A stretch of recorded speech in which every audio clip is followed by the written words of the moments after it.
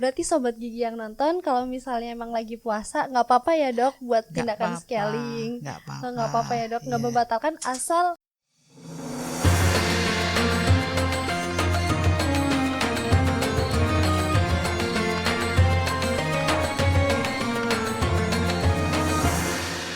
Bismillahirrahmanirrahim. Assalamualaikum warahmatullahi wabarakatuh. Halo sobat gigi, perkenalkan nama saya Nada Syafati Tania. Saya sebagai host dari Si Denis Dental Islami Podcast. Gigi sehat, senyum indah, dapat pahala. Oke sobat gigi, di episode 2 kali ini kita akan membahas mengenai membersihkan gigi dalam hadis dan Islam. Nah, di sini saya sudah bersama dengan Dr. Gigi Rahmawati. Beliau ini dari Departemen Oral Biologi yang mana memiliki minat dalam kedokteran gigi Islam. Assalamualaikum dokter. Waalaikumsalam warahmatullahi wabarakatuh. Apa kabar dokter? Ini sepertinya puasa tapi tetap bersemangat nih dokter. Tetap semangat, luar biasa. Tetap. Alhamdulillah. Masya Allah. Oke sobat gigi, di episode kedua hari ini kita akan membahas tentang membersihkan gigi dalam medis dan Islam. Gimana nih dokter? Emang ada ya dok kaitannya antara membersihkan gigi dari medis dan juga dari Islam dokter? Tentu ada kaitannya, dan alhamdulillah memang ini membersihkan gigi itu memang ya sejak dulu kala, sejak zaman Rasul itu memang sudah sangat dianjurkan. Sudah sangat dianjurkan pastinya ya dok, karena kalau yang saya baca dok, membersihkan tubuh, membersihkan rongga mulut itu penting ya dok dalam Islam dan emang dianjurkan begitu ya dok? Iya tentu. Ya. Okay. Nah ini nih dok, kenapa sih dok dalam membersihkan itu menjadi penting dok? Iya ya. Nah, kita tahu bahwa membersihkan gigi memang sudah banyak dilakukan penyuluhan, kemudian juga dalam hal membersihkan gigi ini sudah banyak sekali tersedia fasilitasnya ya, seperti sikat gigi sudah banyak beredar ya, tersedia di supermarket yang besar maupun kecil, kemudian bahan-bahannya untuk membersihkan gigi kan juga sudah banyak, dan itu sehingga bagi semua orang ya itu sudah menjadi suatu hal yang memang diperlukan. Ya, tapi mereka tidak tahu salah satu mungkin tujuannya adalah memang membersihkan gigi, dan kalau kita rasakan ya setelah kita menyikat gigi kan baunya menjadi segar, bicara rasanya menjadi lebih percaya diri gitu. Kemudian kenapa tadi menurut pertanyaannya kan kenapa harus membersihkan gigi itu ya? Iya, kita bahas dulu ya sedikit tentang rongga mulutnya. Jadi semua orang kan tentu ya diciptakan mempunyai rongga mulutnya. Kemudian di dalam rongga mulut itu banyak sekali ya, ada organ di dalamnya ya. Ada gigi tentu saja, ada lidah, ada langit-langit, termasuk bibir juga itu. Dan yang tidak kalah pentingnya adalah adanya mikroorganisme dalam rongga mulut. Banyak sekali itu di situ. Iya, sekitar menurut para ahli itu sekitar 700 spesies ya tinggal di situ. Bayangkan ya, bakteri ada di dalam rongga mulut. Nah, tentu itu ada ada gunanya dan ada tujuannya. Kenapa kok di dalam rongga mulut itu ada bakteri? Selama ini kita tahunya bakteri itu kan menyebabkan penyakit, menyebabkan kita flu, seperti itu. Ternyata bakteri di dalam rongga mulut itu memang justru itu untuk menjaga kondisi tubuh kita supaya tetap sehat. Ya namanya dia menjaga homeostasis ya. Keseimbangan dalam rongga mulut. Ya, sehingga dia menjaga dari adanya patogen ya dari luar, sehingga dia diperangi oleh bakteri ini. Terus ini dalam kondisi rongga mulut seperti itu. Kemudian mikroorganisme yang di dalam rongga mulut itu selalu berkoloni, maksudnya berkelompok gitu. Iya, kelompok. Dia akan membentuk yang namanya plak ya. Plak itu yang menempel di permukaan keras maupun permukaan lunak. Dan ini saya akan bahas di permukaan gigi dia akan menempel. Nah, itu juga dalam rangka untuk kelangsungan hidup dari bakteri itu sendiri. Karena kalau tidak dia tidak menempel, dia nanti akan tertelan. Kemudian ketika kita meludah dia akan keluar. Sehingga itu untuk keselamatan bakteri itu sendiri. Itu juga merupakan homeostasis juga. Tetapi dalam kondisi yang keadaan lingkungan yang mungkin bakteri itu sendiri mungkin tidak bisa ya mengatasinya. Seperti misalkan kalau kita makan kemudian kita tidak menyikat gigi, kan itu banyak sih sisa makanan di situ.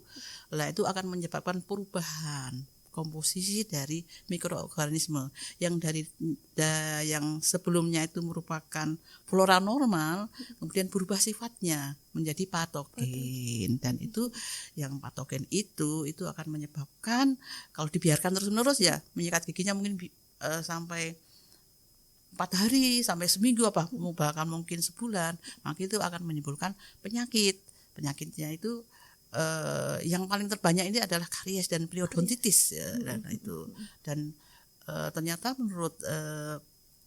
menurut penelitian Riskesda ya tahun 2018 ternyata penyakit karies gigi itu merupakan penyakit yang terbesar di dalam rongga mulut, itu sekitar ya 50% lebih 50% ya penduduk Indonesia mengalaminya. Ya itu kan itu harus makanya itu pembersihan gigi menjadi sangat penting, harus dibersihkan setiap hari, setiap selesai kita makan itu harus dibersihkan. Kalau menurut WHO kan memberikan gigi berapa kali sehari? Kan 2 kali sehari ya. Itu kan harus dibersihkan. Itu untuk menjaga agar plak itu tidak tumbuh secara berlebihan. Gitu, Mbak Nada. Iya, dokter. Oke.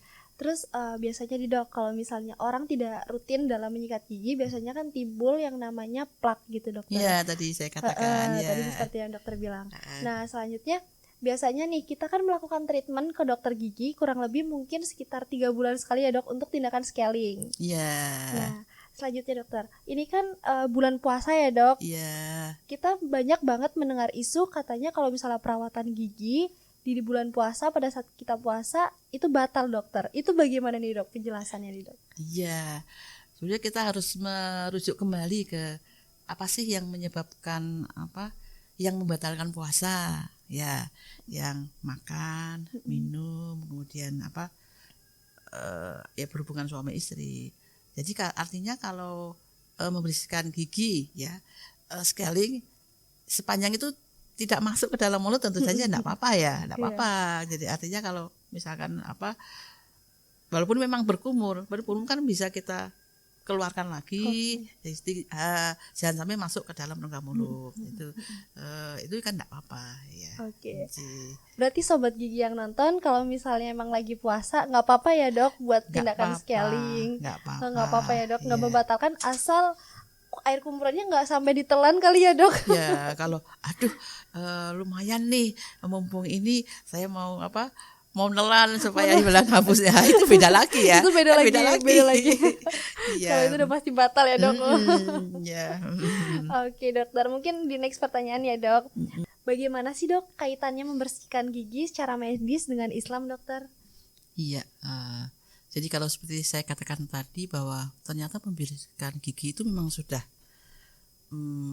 ada sejak awal, sejak dulu ya, bahkan sejak zaman Rasul sudah mengatakan ya dalam hadisnya, salah satunya adalah kalau tidak memberatkan umatku maka aku akan memerintahkan umatku untuk bersiwak ya atau menggosok gigi ketika akan melakukan sholat. Padahal kita tahu bahwa sholat itu sholat wajib berapa kali? 5 kali sehari. Kemudian yang sholat sunnah berapa kali? Banyak kan? Sekali, itu kalau di dalam riwayatnya itu Rasul itu ketika sholat wajib menggosok bersiwak. Kemudian ketika mau tidur malam ya itu bersiwak, bangun tidur mau sholat tahajud bersiwak, kemudian dari bepergian itu bersiwak, bangun tidur bersiwak gitu. Jadi luar biasa sekali, Rasul itu sangat memperhatikan itu untuk membersihkan giginya. Ya, dalam hadis yang lain dikatakan bahwa melalui Aisyah ya, istri Rasul itu yang meriwayatkan bahwa ketika kita menggosok gigi, membersihkan gigi atau bersiwak, itu ada ridho Allah di dalamnya. Masya Allah. Iya, jadi Allah itu meridhoi orang-orang yang bersiwak atau menyikat gigi, membersihkan gigi gitu. Dan itu sangat, ya itu hadisnya hadis yang sahih, yang hasan. Jadi artinya memang disahihkan oleh jumhur ulama, oleh sebagian besar ulama. Jadi artinya memang ini sangat, bagi Islam itu sangat penting dan itu merupakan ibadah. Ya, ibadah kalau kita melaksanakan sunnah Rasul itu. Jadi ternyata mensikat gigi itu bukan sekedar membersihkan gigi untuk sehat tok, enggak, tetapi juga tadi kita bisa masuk surga ya dengan menyikat gigi itu. Ya, itu Mbak Nada.